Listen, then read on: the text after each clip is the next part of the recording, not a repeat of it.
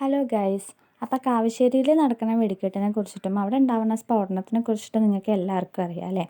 പക്ഷേ അവിടെ ഉണ്ടാകുന്ന കുതിരയിറക്കത്തിനെ കുറിച്ചിട്ട് ആലത്തൂരുകാർക്കും കാവശ്ശേരിക്കാർക്കും മാത്രം അറിയാവുന്നൊരു കാര്യമാണ്.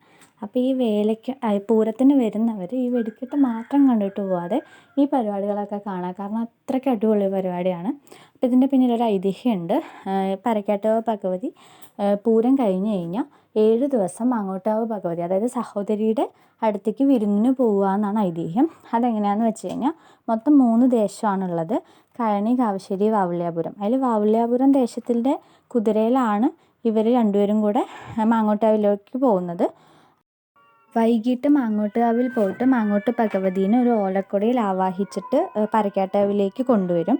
എന്നിട്ട് ഒരു 11 മണിയൊക്കെ ആകുമ്പോൾ ആ ഓലക്കൊട ഈ വാവുള്ളിയാപുരം ദേശത്തിൻ്റെ കുതിരയിൽ മുട്ടിക്കുമ്പോൾ ദേവി ഇതിലോട്ട് കയറും എന്നാണ്, ഈ കുതിരയിലോട്ട് കയറും എന്നാണ് പറയപ്പെടുന്നത്. അപ്പോൾ ആദ്യം കുതിര പണിയുന്ന സമയത്ത് ഒരു 25 പേരൊക്കെ ചേർന്നിട്ട് ആ കുതിരനെ പൊക്കാനായിട്ട് പറ്റും.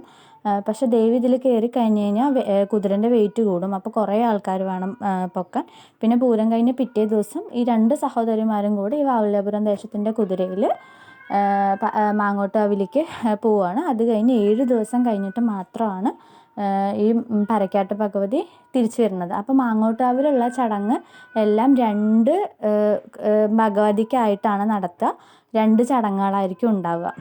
സംസാരശേഷി ഇല്ലാത്ത കുട്ടികൾ നന്നായി സംസാരിക്കാൻ വേണ്ടിയിട്ട് ഈ കുതിരയിൽ അമ്മമാർ മണി കെട്ടാറുണ്ട്.